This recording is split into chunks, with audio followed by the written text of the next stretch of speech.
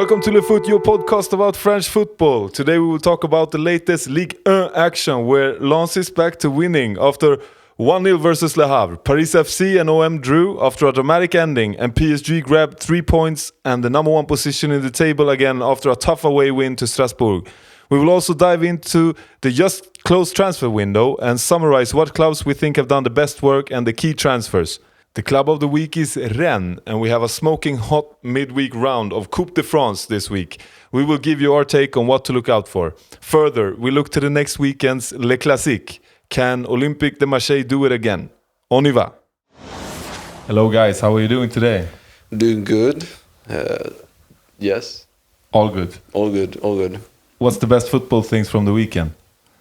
Best from the weekend. Many games to look into, but personally, I think Strasbourg PSG was a nice game, and then also Marseille. No, there was many games. And for at least a day and a half, we had a new old serial leader again with Lens on top of the table, but now PSG is back. First game, we have Lens versus Le Havre. The Friday evening games, I always like them. They have something special about them, like kicking off the match week and having Lens now fighting in the top, coming out first. There's something special. And this game, we talked about it last weekend. We thought it would be tight result-wise. Jeff, you were into Le Havre, pretty good defense. But also maybe not scoring the most goals, and here we go. But overall, quite an even game. I think pushing on Lens in the first half and eventually getting their late first half goal. Udol crossing in and then Aguilar finishing nicely. But I think it says something that the man of the match is Aguilar and Risser, Lens goalkeeper. Yeah, definitely. I mean, they had some great combination play there to score with Aguilar. Great assist from Udol. But yeah, we kind of predicted this game last week, saying that if Le Havre score one goal, they'll be able to get a point. But I mean, they stood up over the 90 minutes, but did not create that many proper chances to be able to score a goal against Lens, who's been doing very well defensively in this game and throughout the entire season. But yeah, big up to Risser. We also discussed before the episode here that he might be the number one goalkeeper for France going forward. He's a hot selection. It will be interesting to see him in the World Cup. I think this season has really proved himself.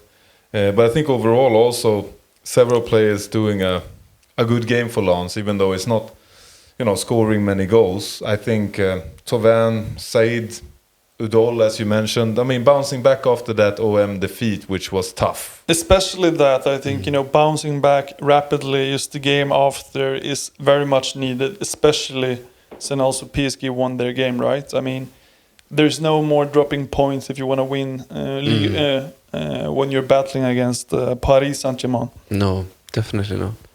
And then I think they're going to need the players to be at their prime, because this title race is just getting hotter and hotter, but they are not in pole position and they can't drop. I don't think they can afford to drop many points overall. Every game will be like a final until that game when they actually face PSG, which already feels incredibly exciting. And they got a couple of tough fixtures coming up. I mean, they're playing Troyes here on Wednesday in the Coupe.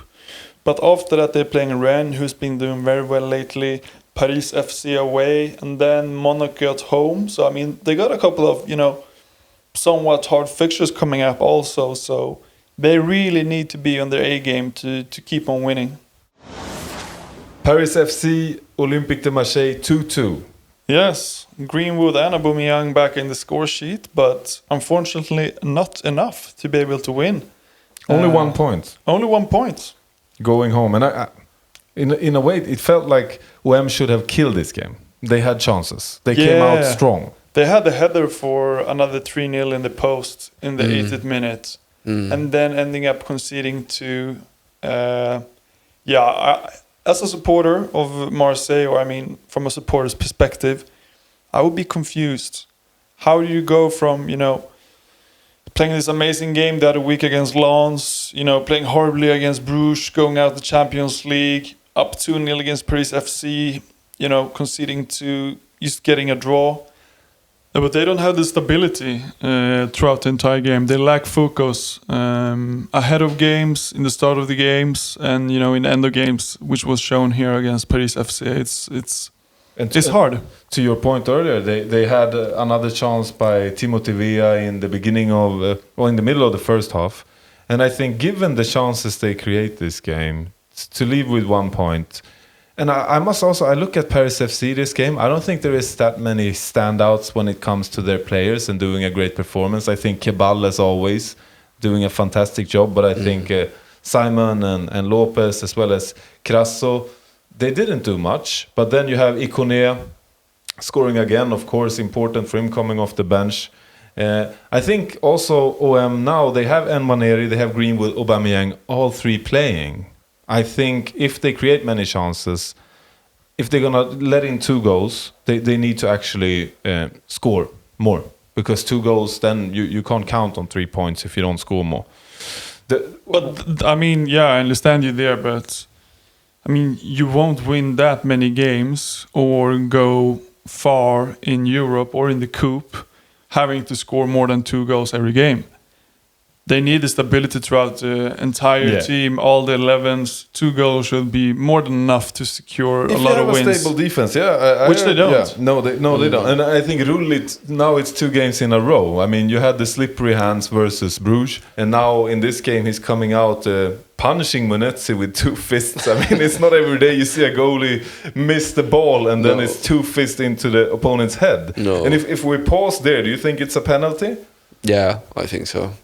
It looks, yeah. It must be. It's violent play. I think the ball is maybe not in play anymore, but if a goalie can punch a play without being punished, I think it's strange. No, definitely. You could compare it to a tackle being made outside the box, where the rule should be, if not the same, similar to the ones inside the box.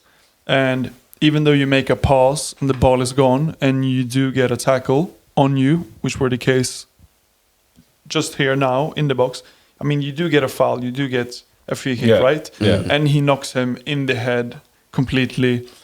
And obviously misses the ball, so I'm not quite sure what Rulli is doing out there. And Jeffrey Delange, the second option, he's only been playing in the Coupe, doing what you can expect, playing teams of... You want to give Rulli a break now? Vacation. No, that's what I'm saying. You can't really, because I don't think Jeffrey DeLong can, go up there and perform better. But isn't it always tricky when goalkeepers start making a few mistakes when they've had a great season before that? Because then this kind of uncertainty comes into the back as well, that you don't fully recognize your goalie. They have been able to trust Rulli to make... You remember the game against Monaco, when he did some crazy saves coming out, making sure OM won that game. And it's a tricky situation. And also heading into, there's games now every 3rd day they're going to play games. They have Coupe game and then Le Classique. So it's going to be tough. Yeah, and I'm just thinking, as a goalkeeper, I think that's what really stands out as a player out on the field also, is that you can play consistently, right? Everybody can have a great season. You can, take Cole Palmer, for example. He's not a goalkeeper, but he had a great season in Chelsea. He has not really followed up. And in terms of goalkeepers, I'm thinking about, do you remember Andre Onana? He had a great seasons in Inter, right? Yeah. And then he came to United and he was shit. And it was just from one season to another. I'm not, painting the whole picture here for Rulli, but he hasn't been as good as last year. And, with a defense that's a bit shaky in Marseille, I think it goes hand in hand with the goalkeeper's performers as well as the defenders, right? Yeah. So someone needs to properly step up there to help the team. And it's almost like Marseille's greatest tool for defense is keeping the ball and attacking with the Serbi football. Because as soon as it comes back, when you look at this, I think there is also some moments with, players are slippering and, it's messy. But they did that very well. I think it was especially the up-running play they had to the 2-0 goal. You know, they had a high press. Yeah, They're popular pressing Paris yeah. FC, They can play and football. they do that Yeah. well. We saw Yeah. that against Lens also, and have seen in other games. They did that really well.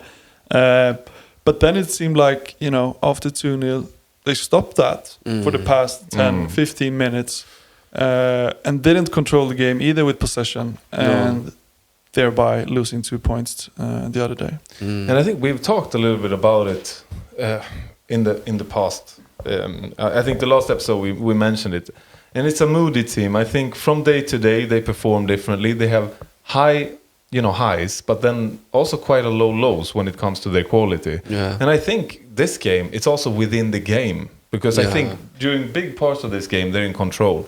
They're playing good football. We have Mason Greenwood, man of the match, deservedly so, but they leave with 1 point. And Paris FC, I can imagine they are super happy with this point, because the game didn't look, and now they get some reinforcements as well. We have to stop there. Also, the punch, by the way, it's Munetsi, the Zimbabwean, came in this January, and maybe this is his welcome to the league, a double fist right up the head. I hope he will be fine. But we Yes, need to speak yes. also about Paris FC's goal, because I think both goals, I mean, starting with the Kone's goal, right? Yeah. It's a lovely header. It's a lovely header. And apparently he seems to, you know, he seems to be enjoying scoring against the big teams, right? Yes. He scored against PSG in the Coupe. Kicked them out. Kicked them out. And then, I mean, the second goal is a penalty, but it's a nice penalty from Cabal. It's very nice. Imagine you go up there 90 plus minutes and you hit it hard and high. Imagine if it's above the crossbar. Yeah, that would be devastating. That would have been devastating. No, I agree. I mean, they are brave. Paris FC, somehow I see some braveness in this team, and I think it's going to be interesting to follow the whole season around. I think also they are slowly but surely distancing themselves from the bottom, which I think is impressive given it's the first season back now in the top division. Impressive. Very impressive. Strasbourg versus PSG. A lot of interesting key points to discuss and take away from this game. Panchelli misses penalty. Dembele starting on the bench. Red for Hakimi. What are your thoughts about the Strasbourg Paris Saint-Germain game? I mean, PSG came out firing with speed, but again, not scoring that early goal, which maybe they could have deserved given the speed and tempo they were playing with. But then all of a sudden you have a handball on Marquinhos, very clear. He looked super guilty afterwards as well, and VAR they found that. Yeah. But then crazy minutes happens. You have Panichelli. I think the penalty is hard, but it's not a good penalty. It's in the goalkeeper area. I think many goalkeepers can save that if they go to the right direction. Yes. And then a few minutes later you have PSG scoring, Mayulu, and just a few minutes more. And then you have 1-1, and it's an even game. It's back and forth. I think Strasbourg, I have hard to, put my finger on what they're actually doing, but they're playing with pace, they're playing with confidence. But then second half continues, and you're gonna have PSG. I mean, top quality players, and they again take over for quite a bit. But all of a sudden, Hakimi red card. It's yellow first, but it's the studs on the legs, so. It's a red card, and then what happens? You have PSG coming out, Nuno Mendes scoring a great header, and 3 points home to Paris. I think it's a lot of things happening, but overall it's a statement. You go one man down, and you're the club presenting yourself, and it must be annoying for Strasbourg, because it was an opportunity to play 11 against 10 against PSG, and still lose. They didn't really take advantage of it, I think, Strasbourg. I mean, Hakimi being out for quite some time, they didn't really take the advantage of it. And they do have players which they could sub on, they could bring in Nanasi for some while, up front. And especially after conceding, the 2-1 goal, they didn't have anything to lose.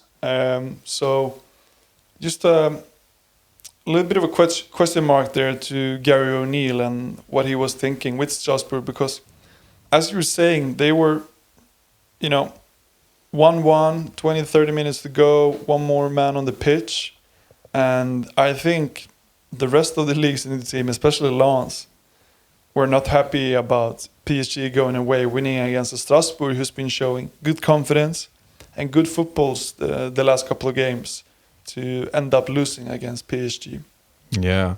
And we also need to mention about the brothers here, Doué. I mean, Strasbourg, Doué scoring the goal. Nice goal. It's a great assist as well by Ben Chilwell from the left side.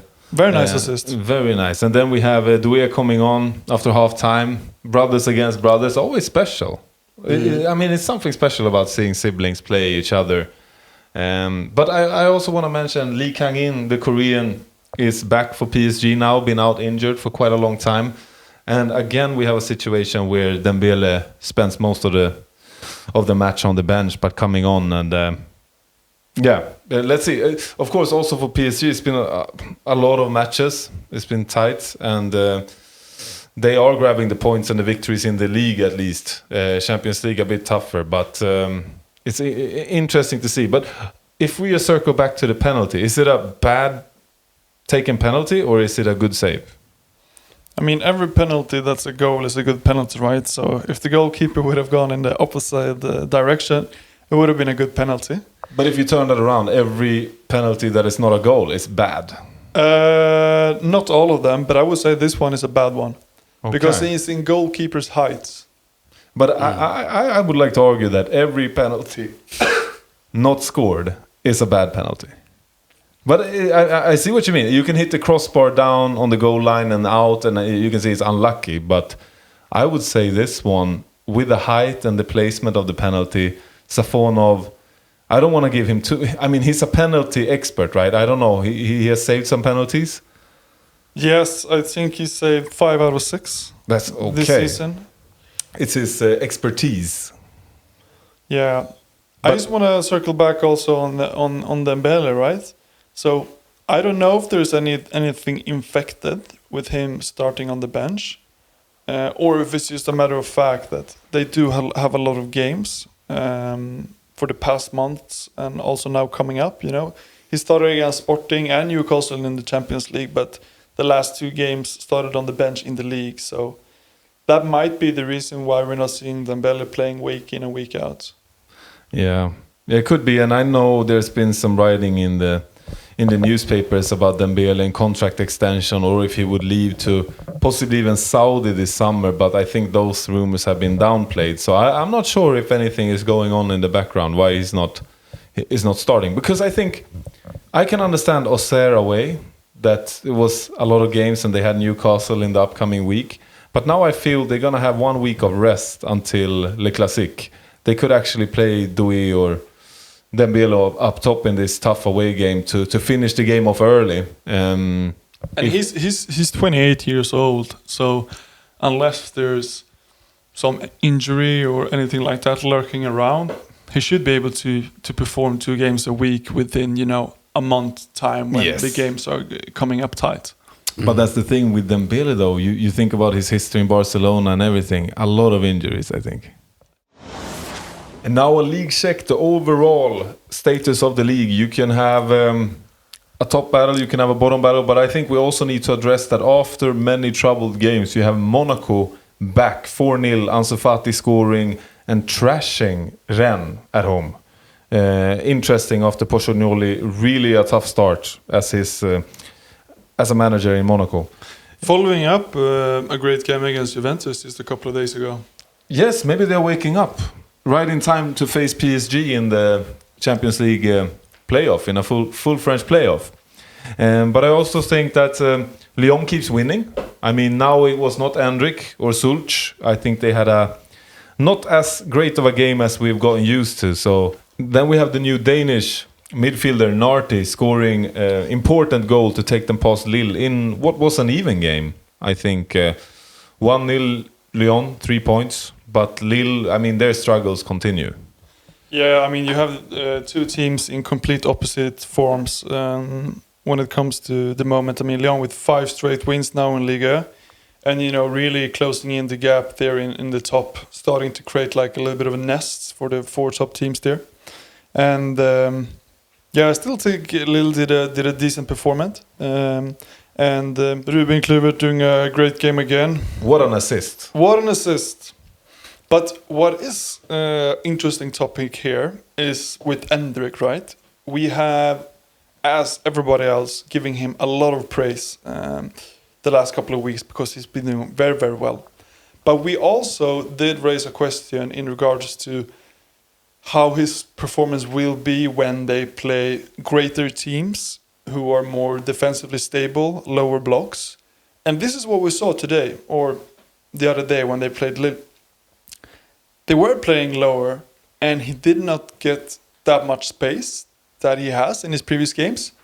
And his performance, was not similar to the ones he had. So it's just one game here now. So, I mean, we're not going to throw shit at the fan. No. But interesting to keep watching him play in these games because I think he spoiled us a bit as well. I mean, showing what he can do, and now we want to see that every week in, week out. But I agree, it's interesting because we got so used to a few games now where he's the superstar on everybody's lips and we're talking about him, praising him. But I mean, also the fact that you do need to change the way you play when you play these kind of games, right? You can't always be that explosive winger running down, making his defender. Then it's about, making perhaps that final pass or, contributing to the team in other ways. Because there are going to be physical games ahead and it's going to be interesting to see what he can then deliver. And also on that topic, the coach, Paulo Fonseca, will he, play Endrick for 90 minutes however the game is going? Yeah. I mean, he has played a couple of games recently, so I mean, if he would have been substituted in the minute 70, I don't think anybody would, disagree with that. So, like, how will Paulo also handle a superstar like that up ahead? Exactly, and I've understood you have Portuguese-Brazilian connection there with the language, so I can imagine it's a good fit. But I agree that it will be interesting to follow how that's going to be because he's coming in as a loan and he's going to be crucial. It's not every day you see loan signings becoming such a key part of a squad and a team so quickly. Another thing in the bottom, we have Auxerre grabbing a point away to Toulouse, and that could prove vital in the long run when you look at the bottom. And you have Metz and Nantes hopelessly losing again. Metz, getting a red card early as a bottom team, you give yourself no chance. It's crazy. And Nantes away to Lorient. Of course, Lorient, fantastic form. I think now they are unbeaten in 11 games all competition. But still, we are seeing that gap widen. We see the gap widen again. Definitely, and just to add there on Angers versus Metz. Second game, second loss now for Benoit, head of Metz. So, I mean... And they can't do anything about him now, right? No, not the start he wanted. So, very much of importance that Metz and all the other team bottom down there, start shaping up. And to summarize then, we have Le Havre on 15th, and we can see them at 20 points. And then there is a gap down to Nantes at 16th, and they have 14 points. Auxerre 13, and Metz completely lost with 12. On the top, we can see that PSG is the leaders still at 48 points, but only 2 points ahead of Lens. And also here, just as the last one, I mean, we said previously that Lyon's now won 5 straight games in Ligue. Do they have a chance to... I mean, they are... What are they? 9 points behind Paris and 6 points behind Lens. Yeah. Do they have a chance to compete top 1, top 2? I mean, I actually thought it was more. I thought the gap was bigger than 9 points, but I don't think they have a chance. I think that it's only PSG and Lens, given I don't think they're going to drop many points, both teams, especially PSG. It would be if you have some crazy injury situation now that the transfer window is closed and, I don't know, Dembele goes out and they need to, try different players in new positions all the time in PSG. But no, I don't see Lyon a chance in the Coupe for sure. Maybe even favorites now, given the form and Endrick. And in Europa League, but that's another topic. That's another one. Transfer window is closed, and we have Kader Maite to Al Hilal for 30 million euros. What are our comments on that? I think it's a bit of a shame to see a young player, young attacking player with such talent go to the Saudi League. I think it should be more for older players to wind down now that it's a thing. I heard some rumors that he was rumored to be in PSG had interest. Yeah. Other clubs in Europe also having interest. So I feel it's a shame. I can understand Rennes though. 30 million euro for an 18-year-old. I mean, he's coming off the bench much. But overall, a shame. You want to see these talented players stay in Europe. You do that, but I mean, it brings me to another question. Since they've also sold Jeremy Jacquet to Liverpool, why are they selling all these players? I think there has been some financial challenges as with many French clubs, but from a player perspective, going to Liverpool for Jacquet is a great choice. But going to Al Hilal as an 18-year-old, I mean, I'm sure he's going to develop as a football player there too, but it's not the same as staying in Europe. I want to see young attackers is also, it's not sure that they're going to bloom and become, super strikers in the future. So I think that, I would have seen him stay to Europe. But I just think it sends a signal to the club and where the focus is and where they think their future lies for performing well, aiming to get a European spot or, getting far in the Coupe and everything like that. Selling promises and already talented players. So I don't think for Rennes it's the best transfer window, even though... money-wise, it's good though. Money-wise, so perhaps it's more of waiting and see where that money is going to be spent. Yeah, so because I think for Jacquet to Liverpool, those money will come in the summer, I believe, if he's staying, if I understand it right. Yeah, he's not joining Liverpool until the 1st of July. That could be a good solution for everyone involved. I think it could be good for Liverpool not having a young player come in the middle. You have Rennes keeping their defender, and then you have Rennes also knowing for sure that they will get some money back in the summer. But from what I've read, the reason he's not joining Liverpool now is not because Rennes wanted him to stay. It's more because of the profit and sustainability rules that are in the Premier League now that will be changed after the season to new squad cost ratio rules, and therefore FSG, Fenway Group, Liverpool didn't want to spend that money now because of the window they had. Yeah. So I think Rennes was prepared to let him go now if Liverpool wanted to splash the cash. Okay. Do you know what kind of money we're talking when it comes to what Liverpool will pay? £60 million, I think, and then... That is a great sum. Yeah, and I think there's some additional top-ons in terms of performance, this and that also. So you could say money-wise, perhaps Rennes is the big winner, but I would say bringing in players, Paris FC, very active. And you see them strengthening the squad with young talent and routine. You have Ciro Immobile, Serie A goal scorer. I mean, over 200 goals. Of course, he's older now, and I know he has been injured, but he's coming from Bologna. It's going to be good to follow. Do you think he can score 5 goals for the rest of the seasons? I think if he scores 5 goals and 5 right goals that turns draws into victories or losses into draws, he'll be worth it for sure. But I mean, in terms of them just basically paying his salary, I think he's worth a shot because everybody knows from watching Immobile before that he has the experience. He scores goals. He scores goals for sure. But that's the thing. I mean, I haven't followed him lately in Italy, basically, but I understood he's come off the bench. He's been injured here and there. It's been a few minutes. I don't think he's played a full game in quite a long time. But if they can get him to play, 60-70 minutes, it's going to be a great addition to Goebbels and others there up top. But also Rudy Motondo, 17 from Auxerre. You love to see these in-Liga transfers that is big, because 17-year-old midfielder that has shown, he can already play on this level, 17-year-old. And for them to pay 15 million euro, they believe in this guy. And it's going to be really, really good to follow Rudy Montondo in Paris FC.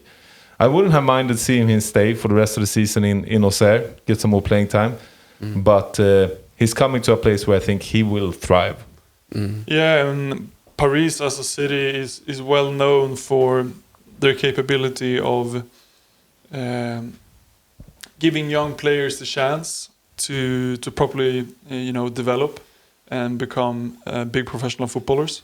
So this will be very interesting to follow, because 50 million is a lot of money for a 17-year-old. Men Nati från Brøndby to already Lyon. scoring. Scoring. It's crazy. And then speaking of Lyon, you have Endrick coming in now. I mean, he came around Christmas. He was the Christmas gift to the Lyon fans. But they are doing business in Lyon as well, seems like. Yeah.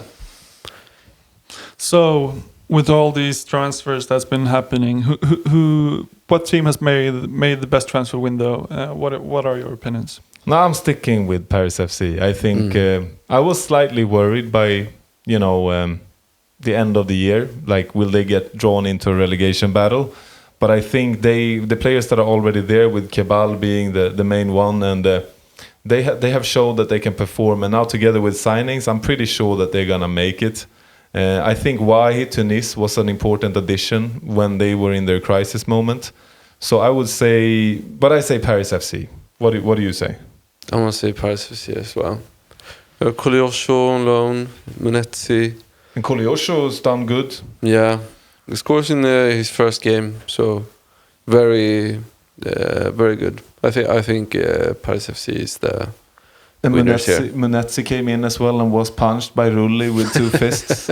Count for something. Yeah, that counts for something. I think worth mentioning to that also is that we do know that Paris FC have a goal and they want to compete on the highest level also, and they have big pockets behind. So with that said, they are also one of the teams, or if not the team, to have the possibility to make great signings. Yes, for sure. Getting some experience, getting some youth and talent. But what do you think about Nwaneri coming into OM together with Timber? You think that's going to be, when we look back at this season, good mid-season transfers?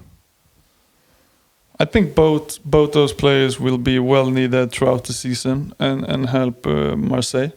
But as we did discuss also, I think for them to contribute to the team and for the team to start winning as a team, it's up to De Zerbi to get a hold of these boys. And then PSG, they have been the opposite of Paris FC, but very inactive. But do you think that they should sign some players now heading into trying to defend the Champions League title, or as Champions League winners, should they stay with the squad they have? I think in the position where PSG are, and like as a team of that caliber, you don't bring in players which might or might not perform, as Ciro Mobile, for an example.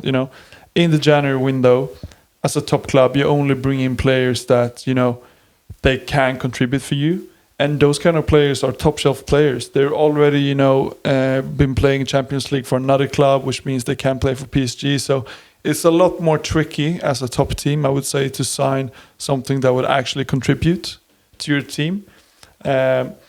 So I think that's pretty much the reason to why PSG and a lot of other top clubs out in Europe, don't make these signings in January. So, as you guys know, your LeFootPodcast always has a little bit of a special treat for you in every episode, and it's the Club of the Week. And this week, Charlie will have the honor to present Rennes. And what interesting points I'll bring to you to get to know Rennes a bit better. It's a city in Bretagne, a student city, and it happens to be that it was founded in 1901 by a group of former students. And speaking of students, what an academy this beautiful club has.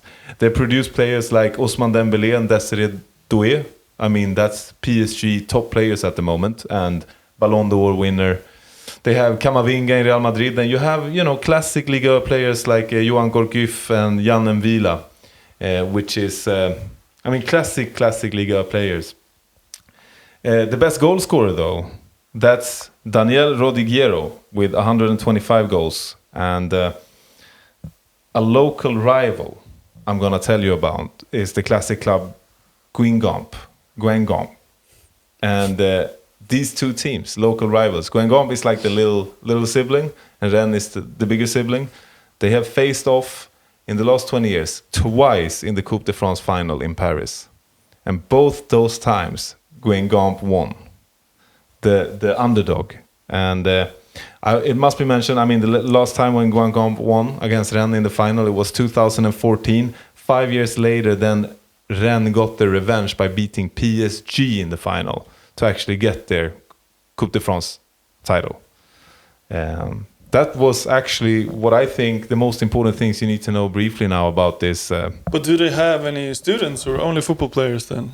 This university city. I think there's a lot of students in Rennes. I can tell you that. And but no one studies. I think they do. Starting football clubs. That's the main thing. Perhaps. Party.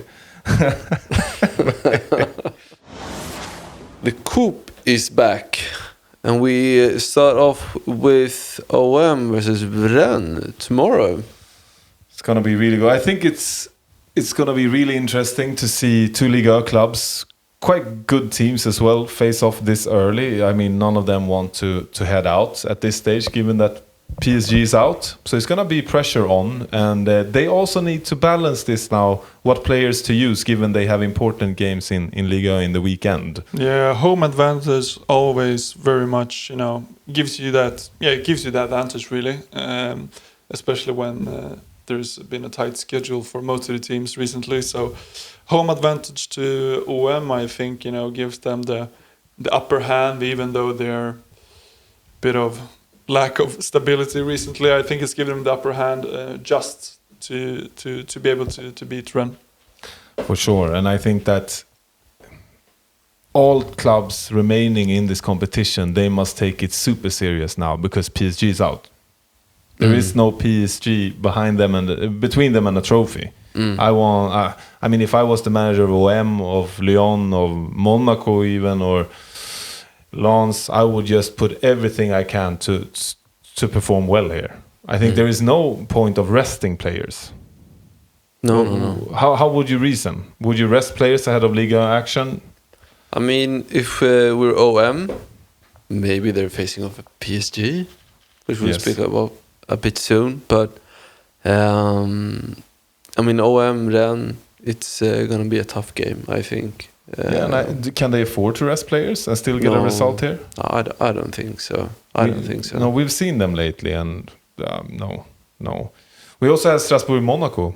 It's gonna be good on Thursday. One of them is going out. I think Lens, for example, they have Troyes away. That was a good draw for them. I think still they should not gamble and they should put a strong team on the pitch, but it's tricky for this. And then you have Lorient, Paris FC. It's going to be another Liga clash with one team going out. Yeah, there are some very, very interesting games, and I think they with Lens also, that they're not the kind of team that goes winning 4-0, 5-0 all the time. So I agree with you there. They should start the game with, if not the first 11, somewhat close to, secure that 1-2-0, and then, rely on their performance defensively, and they can make a few subs. And Lorient, Paris FC, I think that might be the Coupe game for me, because I think Paris FC is in a very interesting stage right now. So it'd be funny to see them play against Lorient, who hasn't lost in 11 matches, all competitions. So it will be a great game to watch and follow. And then I must add that Rennes is actually facing off Lens on this weekend. So after the Coupe, back-to-back tough games. Yeah, it's a tough week for our boys. On Sunday we have another Le Classique at Parc des Princes, and what a game it will be. You have a hot title race, and then you have OM versus the worst rival at the moment. And I'm so curious how the managers will be, putting together their teams ahead of that. I'm sure that Dembele will start. I can't see how Dembele, with a full week's rest, no Coupe game, he must start. That's what I'm feeling. But for OM, it's a bit more interesting because you have choices. You have Greenwood, Aubameyang, Nwaneri, Traoré, and Guiri. All could be, in the discussion for a starting position. Which three would you pick if you had to be in the Serbi's shoes? Would you have Nwaneri, Traoré, Guiri?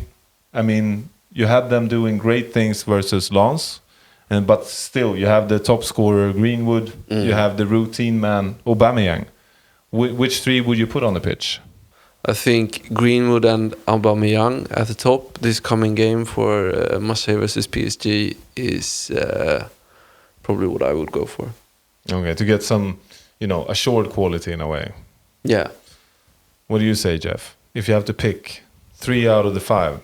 I think it's hard. I think it will come down to, the freshness of the players in training this week and their games towards Rennes.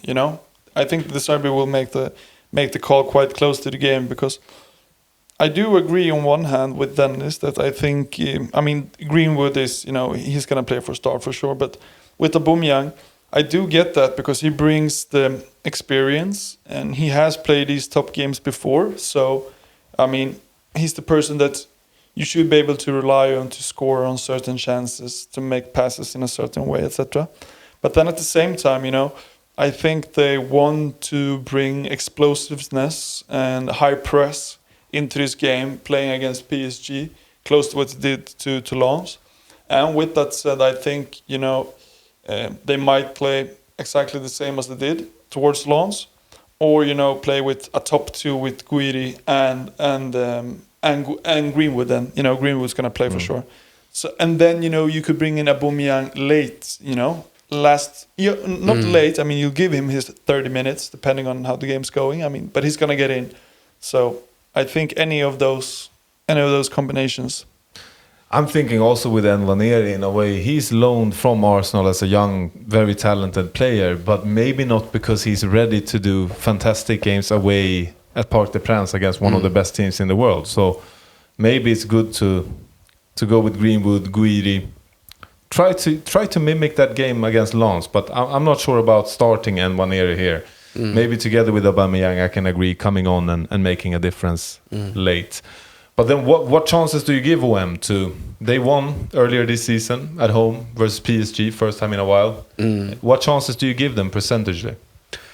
If there's one team that could beat PSG, I think it is Marseille. I would give them a decent chance at least. Okay, Jeff, do you think they have a chance, OM?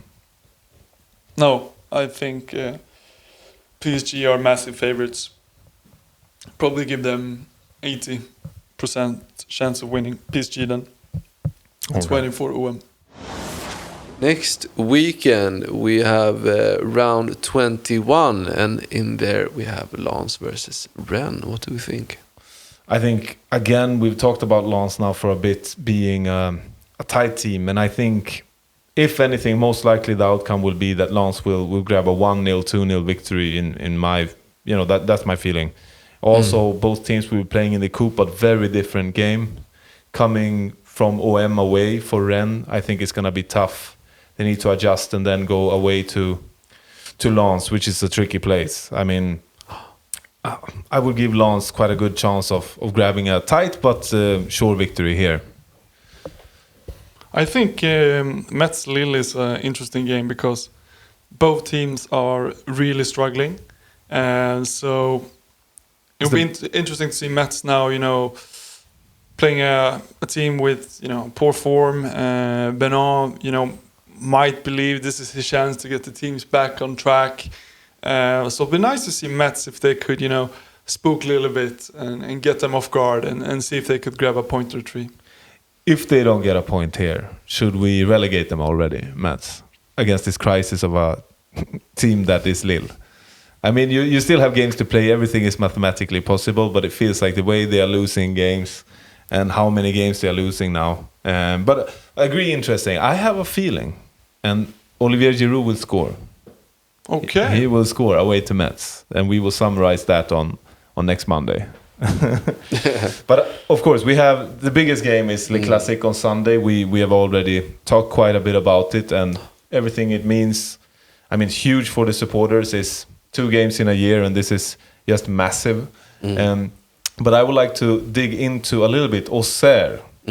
Still stuck in the bottom a bit. I mean, grabbed a point against Toulouse, and now they are facing off this, inspiring Paris FC at home at Stade Abbe Deschamps. And I look forward to that one. I mean, always watching Kebal play. Sinayoko, another pod favorite we have on the same pitch. We will maybe see... he's coming back already now, Motundo, but I doubt it. I think maybe he will rest. Also, being a young player, you don't want to do that. You have fantastic Lyon, Auxerre goalkeeper. Can he keep doing those saves to grab some points for us, sir? I'm intrigued. Yeah, very intrigued. I think it might be a game that could... I mean, it could be going either way, honestly. But I mean, I think it might be a good game for Auxerre because they're going to bring the tempo down. They're going to be quite slow. We do know that they are very good defensively. And I think Paris, it feels like that kind of team. I mean, they are the little brother of PSG. They are having some young talents. They have a little bit of that cockiness. But if you do get them, not really being up there and a bit of fouls, etc., and you get them pissed off kind of thing. What I'm trying to say is if Auxerre gets the game where they want to, I think they can really disturb Paris FC. And who knows, maybe, Sinayoko just strikes it in late and brings them the 3 points. So, yeah, for sure. I mean, we talked last week about Auxerre's qualities, and they do have some. They have Sinayoko, Damaso, you have Danois, and the speed at which they play sometimes, it's remarkable. So it's an interesting matchup. Really interesting. Jeff and Dennis, that is it. We want you to follow us on socials at LeFootPodcast, subscribe to us and give us a rating wherever you listen to podcasts, and tell a football-loving friend. We will see you again next Monday for our favorite Ligue action, and we will bring everything to you. For queries, you're always welcome to reach out to lefootpodcast@gmail.com. Now, have a great day, week, and see you next Monday. Au revoir.